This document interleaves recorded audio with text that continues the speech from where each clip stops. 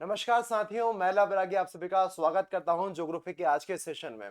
साथियों, आज मैं आपको वो टॉपिक पढ़ाने वाला हूं जिसके बारे में बहुत ज्यादा कंफ्यूजन रहता है, जानने की इच्छा तो होती है, परंतु हमारे समस्याओं का समाधान, हमारे प्रश्नों का समाधान नहीं होता। मैं बात कर रहा हूं कॉस्मोलॉजी के बारे में, मैं बात कर रहा हूं ब्रह्मांड के बारे में। साथियों, एक प्रश्न पूछने से ये सेशन की शुरुआत करूंगा। आप लोग कहाँ बैठे हैं? क्योंकि आप लोग पूरे भारत के अलग अलग शहरों से मुझको सुन रहे होंगे। तो जिस शहर में बन रहे हैं उसका नाम याद कर लो। वो शहर किसी ना किसी राज्य में होगा। वो राज्य हो सकता है मध्य प्रदेश, वो राज्य हो सकता है बिहार, वो राज्य हो सकता है उत्तर प्रदेश। वो राज्य कहाँ है? तो भैया हम सभी भारत के नागरिक हैं, तो वो राज्य है भारत में। प्रश्न चेंज, भारत कहाँ है? तो भारत आप बोलोगे ये पृथ्वी पर एशिया महाद्वीप में अवस्थित है। ये एशिया महाद्वीप कहाँ है? तो ये अर्थ पर अवस्थित है। बट प्रश्न है कि अर्थ कहाँ है? तो आंसर निकल के आएगा, ये अर्थ सौर मंडल में, सोलर सिस्टम का एक पार्ट है। पर प्रश्न आएगा कि सोलर सिस्टम कहां पर है? तो आप बोलोगे सर हमने बचपन में पढ़ा था एक आकाश गंगा होती है, गैलेक्सी होती है, उसमें कई सारे स्टार्स होते हैं और हर स्टार का हो सकता है एक सोलर सिस्टम हो। मतलब हमारा सोलर सिस्टम किसी ना किसी गैलेक्सी, किसी ना किसी आकाश गंगा में है। आकाशगंगा कहां पर है? तो ये करोड़ों आकाशगंगाओं के मध्य में विद्यमान है। सर ये करोड़ों आकाशगंगा कहां पर अवस्थित हैं? और इसी हाई एंटिटी को ही हम जान रहे हैं ब्रह्मांड के रूप में। मतलब अगर आपके सामने में अगर एक सेगमेंट बनाऊं तो ध्यान से देखिएगा। सबसे ऊपर की एंटिटी है ब्रह्मांड, जिसे हम कहते हैं यूनिवर्स के रूप में। इस यूनिवर्स के अंदर में अरबों आकाश गंगा है, अरबों गैलेक्सीज है। इन गैलेक्सीज के अंदर में हमारी गैलेक्सी का नाम क्या है? तो भैया हमारी गैलेक्सी को कहा जाता है दुग्ध मेखला या मिल्की वे। नाम सुना होगा आपने, क्या सुना होगा? मिल्की वे या दुग्ध मेखला। ऐसे दूध के समान ऐसे बह रहा है, तो मिल्की वे भी ऐसे दिख रही है। हमारी मिल्की वे का आकार कैसा है? सर्पिल आकार है, याद रखना। और मिल्की वे या किसी भी गैलेक्सी के केंद्र को बोलते हैं बल्ज। ध्यान से सुनते जाओ, क्या बोलते हैं केंद्र को?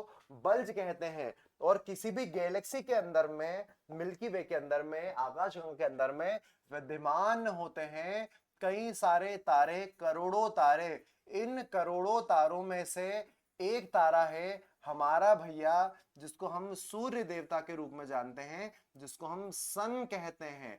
अब मेन बात निकल के आ गई कि अगर सूर्य कह रहे हैं तो हमारी मिल्की वे में हमारे देवता है सूर्य। और सूर्य का जो परिवार है, इसके आसपास जो चक्कर लगा रहे ग्रह, और उनके आसपास चक्कर लगा रहे उपग्रह, इवन कई सारे शुद्ध ग्रह, कई सारे उल्का पिंड, कई सारे धूमकेतु, इन सभी से मिलकर बनता है एक सिस्टम जिसको हम कहते हैं सोलार सिस्टम। मतलब सूर्य का मंडल, सौर मंडल। इसी सौर मंडल में अवस्थित है कई सारे ग्रह। इनमें से 8 मुख्य ग्रह हैं, और इन 8 मुख्य ग्रहों में से हमारी क्या है? अर्थ है, पृथ्वी है। इन 8 ग्रह के अंदर में जो पृथ्वी है, इस पर 7 महाद्वीप हैं। कितने? 7 महाद्वीप हैं। और इन 7 महाद्वीपों में से एक महाद्वीप हमारा है, जिसका नाम क्या है? एशिया। जिसमें से एक देश हमारा है महान भारत, जिसमें से एक राज्य आपका हो सकता है। जैसे मैं मध्य प्रदेश में रहता हूं, इंदौर में रहता हूं, तो मध्य प्रदेश फिर इंदौर, आप जहां भी रहते हैं इसके आगे की क्रोनोलॉजी लगा लीजिएगा। सोचिएगा कहां से बैठकर हम अपने दुनिया की सबसे बड़ी एंटिटी या ब्रह्मांड कॉस्मोस के बारे में बात कर रहे हैं। इसी को क्या बोलते हैं? इसको बोलते हैं कॉस्मोलॉजी। कॉस्मोलॉजी का मतलब क्या होता है? लॉजी का अर्थ होता है किसी भी चीज का वैज्ञानिक अध्ययन करना। जब कॉस्मोस मतलब ब्रह्मांड का वैज्ञानिक अध्ययन किया जाएगा, साइंटिफिक स्टडी की जाएगी, तो इसको कहा जाता है कॉस्मोलॉजी। साथियों, आज का सेशन थोड़ा सा गंभीर होने वाला है, कॉन्सेप्चुअल होने वाला है, क्योंकि यहीं पर से बात निकल के आती है। सर ये ब्रह्मांड, कॉस्मोलॉजी का पहला प्रश्न है, ये ब्रह्मांड बना कैसे? कैसे इसकी उत्पत्ति हो रही है? तो आपके सामने बोर्ड पर ही कई सारे सिद्धांत देखने मिल रहे होंगे जो ब्रह्मांड की उत्पत्ति के साथ में संबंधित है। एक बार मैं नाम बता देता हूं, इन नाम को फैक्चुअली देख लेना। इनमें से एक महत्वपूर्ण सिद्धांत के बारे में थोड़ा सा मैं समझाऊंगा भी। सबसे महत्वपूर्ण सिद्धांत है बिग बैंग थ्योरी, महाविस्फोटक सिद्धांत। जॉर्ज लेमेंडर के द्वारा इसका प्रतिपादन किया गया। वैसे ही साम्य अवस्था का सिद्धांत, इसी को सतत सृष्टि सिद्धांत कहते हैं, या स्थिर अवस्था की संकल्पना इंग्लिश में कहा जाता है स्टेडी स्टेट थ्योरी। किसने प्रतिपादन करा? थॉमस गोल्ड या हम्बन बॉडी ने इसका प्रतिपादन करा। नेक्स्ट, अगर अपन पल्सेटिंग यूनिवर्स थ्योरी, दोलन सिद्धांत की बात करें तो ये एलन संडेजा के द्वारा दिया गया है, ठीक है। अगर अपन इन्फ्लेशन थ्योरी की बात, इन्फ्लेशनरी थ्योरी, ये आपकी इकोनॉमिक्स की महंगाई के साथ संबंधित नहीं है, बढ़ने के साथ संबंधित है। एलन गुथ के द्वारा इसका सिद्धांत दिया गया है। इनमें से सबसे महत्वपूर्ण आपको देखने मिलता है the big bang theory. The big bang theory, इसी को कहते हैं महाविस्फोटक सिद्धांत। किसके द्वारा प्रतिपादन किया गया है? याद रखना दो तीन बातें, जॉर्ज लेमेंडर के द्वारा प्रतिपादन किया गया। इन्होंने क्या कहा इस थ्योरी में? इन्होंने कहा कि ब्रह्मांड आज से 13.7 बिलियन ईयर साल पहले कुछ था ही नहीं। दुनिया के जितने भी वर्तमान में आप सारे पिंड देख रहे हो, ये सारे के सारे पिंड घूम फिर के एक छोटे से बिंदु में समाहित है, जिसे नाम दिया जा रहा है सिंगुलैरिटी। और इस सिंगुलैरिटी के बारे में अल्बर्ट आइंस्टीन ने, स्टीफन हॉकिंस ने बार बार बताया है कि बिग बैंग से पहले पूरा ब्रह्मांड इसी में था। सबसे ज्यादा घनत्व, सर्वाधिक मास, सारी की सारी ऊष्मा सभी इस पॉइंट में ही बनी हुई थी। परंतु इसके अंदर में कुछ अज्ञात कारणों द्वारा, कुछ अलग कारणों द्वारा, जिसके बारे में हम पता नहीं कर पाए हैं, डार्क एनर्जी कारण इसमें विस्फोट होता है। इसी विस्फोट को द बिग बैंग कहा गया और यहां से बनना चालू हो गई गैलेक्सी, प्लैनेट्स, सोलर सिस्टम, सब सारी चीज बनना चालू हो गई। और याद रखना एक और व्यक्ति यहां पर निकल के आएगा, इसी थ्योरी के आगे कुछ बात कहेगा, उसका नाम था हबल। तो एडवर्ड हबल जो मामले थे, इनके नाम पे टेलीस्कोप भी है। इन्होंने रेड शिफ्टेड थ्योरी दी है और ये बात कही जा रही है कि वर्तमान में ब्रह्मांड का सतत क्या हो रहा है? विस्तार हो रहा है। मतलब अभी ब्रह्मांड विस्तार वाले फेज में है कि अलग अलग पिंड बनते जा रहे हैं, हम दूर दूर जाते जा रहे हैं। अभी डेप्थनेस में बहुत ज्यादा नहीं जा पाएंगे, समय का अभाव है, तो इन थ्योरी के बारे में जानते जाओ, ठीक है। अच्छा, बिग बैंग थ्योरी के बाद में सोलर सिस्टम कैसे बना? इस सोलर सिस्टम के निर्माण के लिए एक और थ्योरी हमारे पास आती है, इसका नाम कम से कम याद रखना। सोलर सिस्टम का फॉर्मेशन हो रहा है, दो लोगों के द्वारा यह थ्योरी दी गई। इस थ्योरी का नाम है नेबुलर हाइपोथेसिस। क्या नाम है? नेबुलर हाइपोथेसिस, मतलब निहारिका परिकल्पना। परिकल्पना क्यों बोल रहे हैं? क्योंकि पूरी तरह से यह सिद्ध नहीं हो पाई है, क्योंकि बहुत कठिन है, पर हाँ कुछ बात के प्रमाण तो ही हैं। किसने इसके बारे में बताया है? तो दो व्यक्ति हैं, एक है कांट व लाप्लास के द्वारा यह कहा गया कि आज से लगभग 5 बिलियन साल पहले, 1 बिलियन में कितना? 100 करोड़ होता है, अर्थात 1 अरब होता है। आज से 5 बिलियन साल पहले ये सूर्य, पृथ्वी, ये नहीं हुआ करते थे। इस जगह पर केवल और केवल पाया जा रहा था एक घना बादलों का समूह, एक घना बादलों का समूह। इसी घने बादलों के समूह को कहा जा रहा था नेबुला। इस बादल में ये सामान्य बादल नहीं थे जो वर्षा करवाते हैं। इस बादल में अपार मात्रा में गैस, अपार मात्रा में प्लाज्मा, अपार मात्रा में डस्ट पार्टिकल बने घुसे पड़े थे। जैसे इसमें परिवर्तन आया तो इसी से निकलना चालू हो गए कई सारे प्लैनेट्स, कई सारे ग्रह, कई सारे उपग्रह, और बचा कुचा जो अवशेष रह गया वो बनकर सामने आ जाता है तुम्हारे सामने सूर्य के रूप में, सन के रूप में। और बाकी ग्रह जो थे वो अलग हो गए। अर्थात सूर्य और ग्रह की उत्पत्ति के संदर्भ में आपके पास में कई सारे सिद्धांत हैं, परंतु कांट और लाप्लास की निहारिका परिकल्पना सबसे प्रमुख रूप से जानी जाती है और मानी जाती है। क्या आप इस बात को याद रख पाएंगे? तो पहला जो सिद्धांत है वो मैंने आपको बता दिया, इन सभी को याद रखिएगा, कोई समस्या नहीं होना चाहिए। अगर हम अब बात करें, सोलर सिस्टम में कई सारी चीजें आती हैं, जिनमें सबसे पहली बात होती है सूर्य देवता। सूर्य क्या है? एक प्रकार का तारा है, एक प्रकार का स्टार है, बचपन से आप पढ़ रहे हो। स्टार क्या होता है? जिसका स्वयं का प्रकाश, स्वयं की ऊष्मा, स्वयं की ऊर्जा होती है। प्रश्न अलग है, प्रश्न यह है कि सर इस तारे में, इस आग के गोले में, इस गैस के गोले में ऐसा क्या हो रहा है जो इसके पास इतनी ऊष्मा है, इतना तापमान है, इतनी ऊर्जा है? आंसर याद रखना, ये कर रहा है एक प्रक्रिया जिसका नाम है नाभिकीय संलयन की प्रक्रिया। कौन सी प्रक्रिया? नाभिकीय संलयन की प्रक्रिया, न्यूक्लियर फ्यूजन की प्रक्रिया। याद रखिएगा इस कहानी को। नाभिकीय संलयन मतलब विज्ञान के अंदर में आप पढ़ोगे, हाइड्रोजन के चुन्नू मुन्नू नाभिक मिलकर जब बड़ा सा एक हीलियम का नाभिक बनाते हैं, हीलियम जब हीलियम में कन्वर्ट होती है तो यही कारण है कि लगातार मात्रा में ऊष्मा, अपार मात्रा में एनर्जी निकलती है, और यही इसकी ऊष्मा और ऊर्जा का महत्वपूर्ण स्रोत है। इस बात को याद रखिएगा। क्लैरिटी इस वाली जगह पर? कोई समस्या नहीं आ रही है? ये पूरी की पूरी कहानी याद रखिएगा। और एक स्टार को बल्ज की परिक्रमा लगाने में, बल्ज मतलब गैलेक्सी का सेंटर पॉइंट जो है उसकी परिक्रमा लगाने में लगभग 25 करोड़ का समय लगता है, और इसी को कहते हैं कॉस्मोस ईयर अर्थात ब्रह्मांड वर्ष। इस बात को याद रखिएगा। मतलब ना चंद्रमा स्थिर है, ना पृथ्वी स्थिर है, ना तारा स्थिर है, सूर्य भी परिक्रमा लगा रहा है। किसकी परिक्रमा लगा रहा है? वो गैलेक्सी के सेंटर पॉइंट की परिक्रमा लगा रहा है, और इस दुनिया की सारी चीज घूम रही है। अरे भैया तुम भी तो घूम ही रहे होगे, चलो पर्सनल नहीं, मतलब दिमाग मत लगाना, चलता रहता है, कोई बात नहीं है। आगे की तरफ देखिएगा कि सर ये नाभिकीय संलयन क्यों हुआ? क्योंकि किसी भी स्टार में लगभग 70% हाइड्रोजन होता है और महज 30% हीलियम होता है, और ये हाइड्रोजन हीलियम में कन्वर्ट होते जा रहा है, होते जा रहा है, और ये सारी चीज आपको देखने मिलती हैं। अब मेन बात है सर, क्या हमको सूर्य के बारे में कुछ चीजों को जानना है, कुछ चीजों के बारे में जानना है? हाँ, सूर्य के थोड़े आप आवरणों को जानो, इसके अगर अपन आंतरिक संरचना को समझना चाहें तो जरा ध्यान से देखो इसके केंद्र की तरफ। इस केंद्र को कहा जाता है कोर, और यहीं पर हो रही है वो नाभिकीय संलयन की प्रक्रिया। यहां से जो ऊर्जा निकलती है वो रेडियो एक्टिव जोन के माध्यम से होते होते, कन्वेक्शन जोन के माध्यम से होते होते बाहर आ जाती है।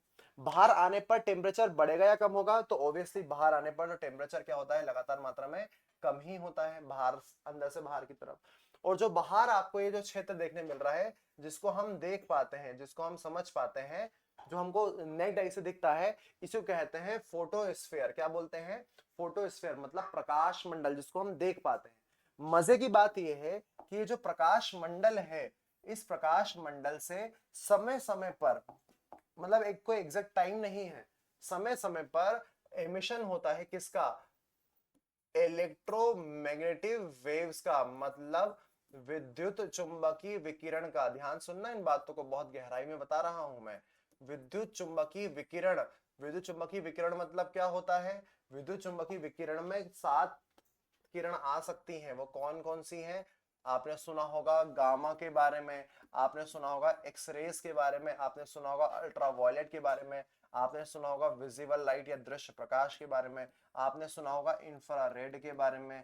फिर आती है माइक्रोवेव जो संचार तंत्र के लिए काम आती है, रेडियो वेव जिससे संचार एफएम रेडियो सब चल रहे थे। इन सभी को कलेक्टिवली हम क्या बोलते हैं? ईएम वेव्स कहते हैं। इसको बना लेना, लिख लेना, बहुत जरूरी जानकारी है। यह सबकी सब इलेक्ट्रोमैग्नेटिक वेव्स कौन छोड़ रहा है? सूर्य छोड़ रहा है। जब जब वो एक्स्ट्रा मात्रा में प्रकाश मंडल से छोड़ता है तो इसी को कहते हैं सोलर स्टॉर्म। याद रखना, क्या शब्द है? Solar storm. यहां से क्वेश्चन आते हैं। इसको बोलते हैं सौर ज्वाला। क्या बोलते हैं? सौर ज्वाला। अब जब जब ये सौर ज्वाला भड़केगी, निकलेगी, इस प्रकार का क्या होगा भैया? तूफान आएगा, सौर तूफान आएगा। तो इससे बड़ा नुकसान होता है किसके अंदर में? कि पृथ्वी के अंदर में भैया अपना एक अच्छा सिस्टम बना हुआ है। सिस्टम कैसा बना हुआ है? संचार तंत्र का। बट वो संचार तंत्र में क्या आता है? कुछ नेगेटिविटी आ जाती है। वो आपने फोन किसी को लगाया, किसी और को लग गया, ऐसी कंडीशन देखने मिली है। ये सोलर स्टॉर्म की घटना हो सकती है। सोलर स्टॉर्म से एक और घटना होती है, जरा ध्यान से देखो मेरे पीछे रंग बिरंगी लाइट। वैसा लग रहा है कि मैं डीजे में हूं, पर मैं डीजे नाइट में नहीं हूं बेटा, मैं तुमको ही पढ़ा रहा हूं। तो सर आपने ये डीजे वाला ये सिस्टम क्यों ला के रखा है? ये मैंने लगाया नहीं है, ये प्रकृति ने लगाया है। ये सारा का सारा जो फिनोमेना है, ये सारा का सारा फिनोमेना तुम जो देख पा रहे हो, ये आपको पोल्स पर देखने मिल जाएगा। मतलब आपको ये ध्रुवों पर ये घटना देखने मिल सकती है। जाओ आप नॉर्थ पोल पे, साउथ पोल पे, जब जब सोलर स्टॉर्म की घटना होती है तो वो जो इलेक्ट्रोमैग्नेटिक वेव्स हैं पृथ्वी के वायुमंडल में आके एक रिएक्शन करती हैं, रंग बिरंगा प्रकाश निकलता है और अलग अलग कलरफुल आसमान आपको देखने मिलेगा। ये पृथ्वी पर ही होगा, पृथ्वी पर ही देखने मिलता है। सोचो पृथ्वी कितनी ब्रह्मांड या विश्व कितना अप्रतिम है, हमको पता ही नहीं। हम लगे पड़े हैं अभी मोबाइल चलाने में, रील चलाने में। ठीक है, तो याद रखना, ये जो कहानी मैं आपके सामने बता रहा हूं, दिखा रहा हूं, इसका एक नाम है, इसको कहते हैं अरोरा। क्या बोलते हैं? अरोरा। अरोरा कहा जाता है। उत्तरी ध्रुव पर इसको अरोरा बोरियोलिस कहते हैं, और दक्षिणी ध्रुव पर इसको अरोरा ऑस्ट्रेलिस कहते हैं। तो क्वेश्चन कभी आए अरोरा बोरियोलिस, अरोरा ऑस्ट्रेलिस क्या है, तो इन बातों को बता देना कि इस प्रकार का ध्रुवीय प्रकाश है। कोई समस्या तो नहीं है ना भैया? तो अब एक मेन बात निकल के सामने आती है कि सर ये कोरोना शब्द हमने बार बार सुना है, ये कोरोना शब्द का मतलब क्या होता है? इसको ऐसे समझो कि भैया ये है सूर्य देवता, परंतु आप सभी को पता है सूर्य देवता पर ग्रहण भी लग जाता है, क्योंकि ग्रहण कब लगता है, जब सूर्य और पृथ्वी के बीच में चंद्रमा आ जाएगा, हमें सूर्य दिखना बंद हो जाएगा, तो उसको अपन क्या बोल देंगे, और सूर्य पर ग्रहण लग गया। अरे सूर्य तो वहीं पर ही है, दिखना बंद हो गया हम की तरफ से। तो भैया जब पूर्ण सूर्य ग्रहण हो रहा है, मतलब बिल्कुल तरह से सूर्य दिखना बंद हो जाए, ये पूरी जगह पर ये ब्लैकआउट हो जाए सारी जगह पर, तो पूर्ण सूर्य ग्रहण की कंडीशन में भी आपको आसपास से एक ज्योति, एक प्रकाश निकलते हुए नजर आएगा। जैसे बुद्ध के, महात्मा बुद्ध के से पीछे ऑरा मुकुट होता था ना, वैसे ही आपको सूर्य के आसपास से ना मुकुट दिखेगा, चमकीली रोशनी देखने मिलेगी। अच्छा, अगर यहाँ पर सिस्टम निकल जाए तो मैं बता सकता हूँ, अदरवाइज आप मान के तो चलो। कोरोना का शब्द जो आया ना, वो क्राउन से आया है। क्राउन मतलब होता है मुकुट। अरे यार, ये तो कहने क्या क्या चीज निकाल दी। सन कोरोना ऐसा निकालता हूं, सन कोरोना। तो जैसे कि मुकुट, मुकुट शब्द का मतलब होता है आसपास की रिंग, और उसी रिंग से डिराइव हुआ एक शब्द क्या, जैसे कि ध्यान से देखो, ये वाला रहा, ये ध्यान से देखिएगा, ये देखिए ध्यान से, कि आपको बिल्कुल ब्लैक आउट देखने मिल रहा है बीच में, क्योंकि पूरा का पूरा सूर्य ग्रहण हो चुका है। टोटल सोलर इलिप्स की घटना है ये, बट आसपास से एक लाइट निकलती हुई नजर आ रही है, क्योंकि भैया सूर्य देवता है, और उसी लाइट को जो वहां से निकलती हुई नजर आ रही है, इसी को हम कहते हैं कोरोना। और यही कोरोना है जहां पर ऐसा बताया गया है कि इतना अधिक तापमान होता है, जिसके बारे में बहुत सारे लोग पता नहीं कर पाए हैं। यहाँ से एक्सरेज निकलती है, कई प्रकार का टेम्परेचर निकल रहा है। इसी कारण से भारत ने एक मिशन चलाया, आदित्य L1 मिशन। क्या नाम है, आदित्य L1 मिशन। आदित्य सूर्य का ही क्या है, एक तरह का पर्यायवाची शब्द है। L1 का मतलब होता है लैग्रांजियन पॉइंट। तो भारत के इसरो ने सूर्य की स्टडी के लिए आदित्य L1 मिशन चलाया है। ये कोरोना के बारे में, कई सारी सोलर फेलियर्स के बारे में सब जानकारी भारत को पहुंचाएगा। ये बहुत बड़ा इनिशिएटिव है, पहली बार सूर्य के ऊपर हमने कोई ना प्रोजेक्ट चलाया है। बाकी जगह तो आसान होता है, सूर्य पर ऐसे प्रोजेक्ट चलाना थोड़े कठिन होते हैं। अब मेन कहानी है सर, सोलर सिस्टम का एक और महत्वपूर्ण सेगमेंट है ये वाला।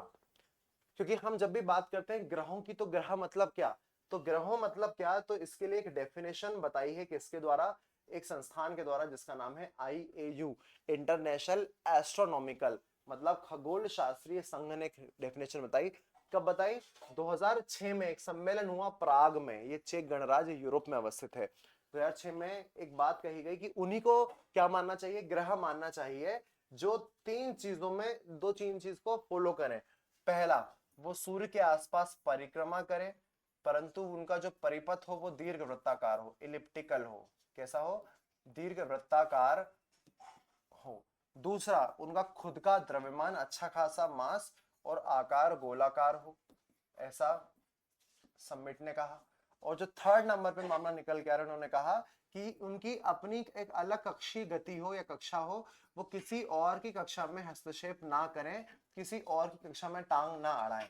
मजे की बात है, इस 2006 के सम्मेलन से पहले 9 ग्रहों की मान्यता थी। इसमें से एक प्लूटो अर्थात यम को भी ग्रह माना जाता था, परंतु वो ये जो यम है, वो नेपच्यून वरुण की कक्षा को बड़ा इंटरसेक्ट कर रहा है। उसने ये वाली जो क्वालिटी थी, इसको बड़ा ही स्तर पर क्या करा, खत्म करा। इवन उसका मास भी कम है, छोटा सा ही है वो। तो उसकी जो कक्षीय गति थी, वो किसी और को, वरुण नामक ग्रह की कक्षा में इंटरसेप्ट कर रही थी, और यही कारण था कि उसे 2006 के बाद उसको हटा दिया गया, और वर्तमान में उसको ग्रह नहीं, उसको अपन क्या बोलते हैं, बोना ग्रह कहते हैं। तो परम अब के समय पर कौन कितने ग्रह है, आपके पास 8 हैं, बुध शुक्र पृथ्वी मंगल बृहस्पति शनि अरुण वरुण। जबकि बोने ग्रह में किसको शामिल कर दिया है, प्लूटो को। याद रखना, ये ड्वार्फ प्लेनेट कहते हैं, क्या बोलते हैं, ड्वार्फ प्लेनेट। इसमें चेरॉन भी आता है, इसमें सेरस भी आता है, इसमें UV313 भी आता है, ठीक है। इसमें कई सारे और चीज भी आती हैं, उपग्रह, एस्ट्रॉइड्स, धूमकेतु, फलानी फलानी बातें, ठीक है। मैं एक आध बार मेन बातों को बता देता हूं, दो तीन चीजें, जितने भी ग्रह हैं उनके बाद में तुमको जानने योग्य, तुमको कहानी को जानने योग्य होना चाहिए। अगर ग्रह की बात करें तो सबसे पहला जो ग्रह है, इसकी तरफ देखोगे तो सारी चीज बता दूंगा, एक ही बारे में बता दूंगा। देखो, ये 8 ग्रह हैं, इसको थोड़ा ध्यान से देखोगे तो जो स्टार्टिंग के ग्रह हैं, कौन कौन से स्टार्टिंग के, जैसे कि यहाँ पर देखिएगा ध्यान से, थोड़ा सा जूम करके देखना। स्टार्टिंग के 4 का मतलब क्या है, मरकरी, वीनस, अपनी अर्थ और मार्स। ये आकार में आपको छोटे देखने मिलेंगे। क्यों देखने मिलेंगे छोटे? क्योंकि ये रॉकी सरफेस से बने हैं, इनकी डेंसिटी तो ज्यादा है, आकार बड़ा छोटा है। और जो बाहर के हैं कौन? जुपिटर, सैटर्न, यूरेनस और नेपच्यून, मतलब बृहस्पति, शनि और अरुण, इनका आकार बड़ा होगा। ये गैस के द्वारा बने हुए हैं, याद रखना। इनको मेजरली गैसियस प्लेनेट कहा जाता है, इनको रॉकी सरफेस से बना हुआ प्लेनेट कहा जाता है। इन स्टार्टिंग के चार को पार्थिव ग्रह कहा जाता है और बाहर वाले को जोवियन ग्रह कहा जाता है। याद रखना, स्टार्टिंग के चार पृथ्वी के समान है, पार्थिव, और बाहर वाले जुपिटर मतलब बृहस्पति के समान है, मतलब वो जोवियन ग्रह। और बाहर वाले देखो कितने बड़े हैं, सबसे बड़ा लार्जेस्ट प्लेनेट कौन सा है भैया? जुपिटर, उसके बाद में सैटर्न, उसके बाद में यूरेनस, उसके बाद में नेपच्यून, पांचवें नंबर पे निकल के आती है हमारी क्या? पृथ्वी। हम पांचवें नंबर के बड़े ग्रह के रूप में माने जा रहे हैं। और मजे की बात यह है कि इन सभी ग्रहों के अंदर में सबसे ज्यादा जो जीवन की संभावना है, संभावना क्या है? जीवन है तो केवल और केवल कहां पर है? अपने पृथ्वी पर ही अवस्थित है। बुध पर क्यों नहीं है? बुध के इतने पास में, सूर्य के पास में है, वायुमंडल नहीं है। मरकरी के पास में क्या नहीं है? वायुमंडल का अभाव है। और वायुमंडल अगर नहीं होगा तो यहां पर तापमान में संतुलन नहीं होता। साथियों एक बात जान लो बस, इस मरकरी पे अगर आप रहने जाओगे तो दिन में आपको फेस करना पड़ेगा लगभग दिन के समय पर 300 डिग्री तापमान। सोच के देखो, पिघल जाओगे, कुल्फी बन जाएगी आपकी। और रात में देखना पड़ेगा -180 डिग्री तापमान। दिन में 300, रात में -180। क्या रह सकते हो बुध पर? नहीं रह सकते, यहाँ पर वायुमंडल ही नहीं है, कैसे रह पाओगे? ठीक है। नेक्स्ट जो नाम निकल के आता है वो है वीनस। वीनस सबसे चमकीला और सबसे गर्म ग्रह है। बुध सबसे गर्म ग्रह नहीं था, वो रात में ठंडा हो जा रहा है। सर ये सबसे गर्म क्यों है? क्योंकि इस पे CO2 की मात्रा लगभग 95% देखने मिलती है। कितनी? 95%। सोच के देखो, CO2 अगर हमारे यहाँ पर 0.03 है तो हमने इसको बदनाम कर दिया। कितना नेगेटिव होता होगा भैया, कितना नेगेटिव होता होगा। सबसे मेन कहानी, अगर आपसे कोई क्वेश्चन पूछे पृथ्वी की जुड़वा बहन कौन है, पृथ्वी की ट्विन सिस्टर कौन है, तो आप क्या आंसर बताओगे? आंसर है जुड़वा बहन का मतलब क्या? जो आकार में, द्रव्यमान में, साइज में और कई विशेषताओं में इसके समान दिखती हो, पृथ्वी के समान, तो शुक्र पृथ्वी की क्या मानी जाती है? भगिनी मानी जाती है, जुड़वा बहन मानी जाती है। इस बात को याद रखना। इसी शुक्र को भोर का तारा या सांझ का तारा कहा जाता है, इस बात को याद रखना।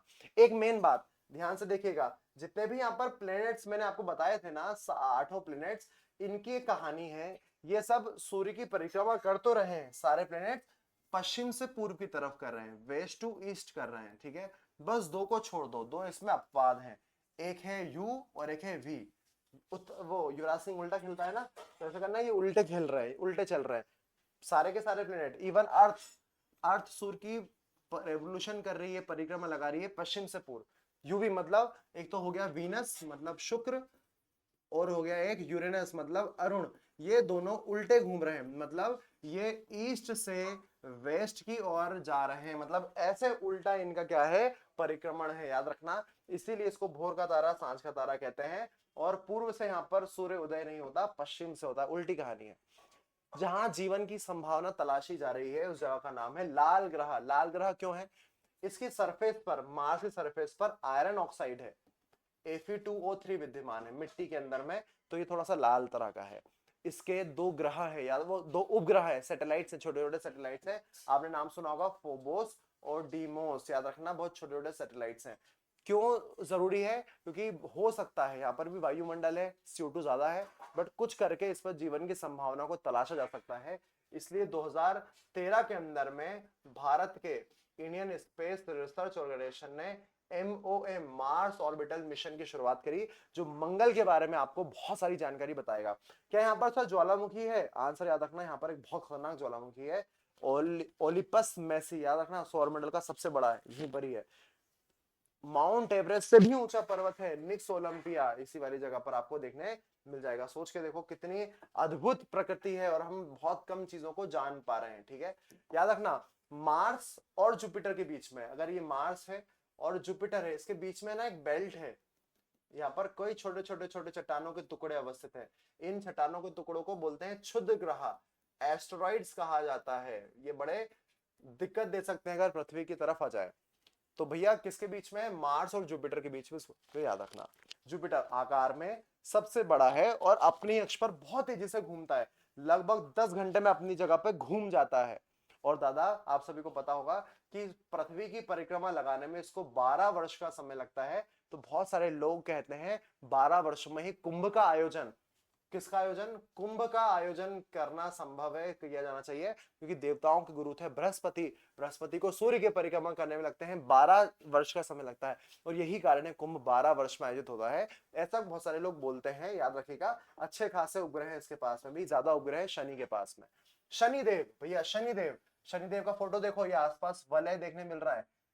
इसको सबसे सुंदर ग्रह की संज्ञा दी गई है शनिदेव को, सबसे सुंदर ग्रह है ये, क्योंकि वलय है इनके पास में। बहुत हल्के हैं, बहुत घनत्व कम है, आकार बड़ा और गैसों से बने हैं, तो घनत्व इतना कम कि ऐसा कहते हैं कि इनको पानी में अगर डाल दिया जाए तो ये तैरने लग जाएंगे, फ्लोटिंग तरह की कहानी हो जाएगी। सब तैरता हुआ ग्रह के रूप में जानते हैं इसको, याद रखना। टाइटन इनका क्या है? एक प्रकार का क्या है? उपग्रह है। उपग्रह की संख्या याद मत रखना, क्योंकि उपग्रह संख्या लगातार बढ़ रही है, ज्यादा हो चुकी है, अब 90 से प्लस हो चुकी है। याद रख पाओगे इस वाली जगह को? ध्यान रखना इस कहानी को। नेक्स्ट मामला निकल के आ रहा है हमारे पास में, दो अंतिम कहानी, अरुण और उसके बाद में आएगा वरुण। अरुण के बारे में तो एक बात बताओ, ये ईस्ट टू वेस्ट परिक्रमा लगा रहा था। दूसरी बात, इसे लेटा हुआ ग्रह कहते हैं, क्योंकि पृथ्वी अपने अक्ष पर झुकी हुई है, आपको पता होगा 23.5 डिग्री। किसी दिन पृथ्वी के बारे में टिपिकल वीडियो बनाऊंगा, अभी पृथ्वी के बारे में डेप्थ में नहीं बताया कि नीला ग्रह क्यों कहते हैं, कितना झुकी हुई है, अक्षांश देशांतर सब बताऊंगा, पृथ्वी के बारे में अलग से बताऊंगा। पृथ्वी 23.5 डिग्री अपने अक्ष पर झुकी हुई है, ये इतना झुका हुआ है, इतना झुका हुआ है कि इसे लेटा हुआ ग्रह कहते हैं। जरा ध्यान से देखिएगा, अपनी धुरी पर इतना टिल्ड है कि इसको लेटा हुआ ग्रह की संज्ञा दी गई है। कुछ यहाँ पर भी वलय देखने मिलते हैं। और भैया सबसे दूर का ग्रह है नेपच्यून, वरुण सूर्य से सबसे दूरी पर अवस्थित है, सबसे ज्यादा टाइम में क्या करेगा? सूर्य की परिक्रमा करेगा, और तापमान भी इसका कम होगा। तो मैंने आसान भाषा में आपको आज सूर्य के बारे में, थोड़ा ब्रह्मांड की उत्पत्ति के बारे में और इनके ग्रहों की मेन पॉइंट्स को आपके सामने रख दिया है। तो ऐसे ही ब्रह्मांड की और प्रमुख जानकारियों के लिए, ज्योग्राफी की और प्रमुख जानकारी के लिए मुझसे जुड़े रहें। मैं आप सभी का धन्यवाद देता हूं। कुछ भी अगर डाउट हो, कुछ भी अगर टॉपिक समझना हो, तो मुझे कमेंट सेक्शन में मैसेज जरूर करना, मैं उस पर वीडियो बनाकर आपकी समस्याओं का समाधान करूंगा। जय हिंद, जय भारत।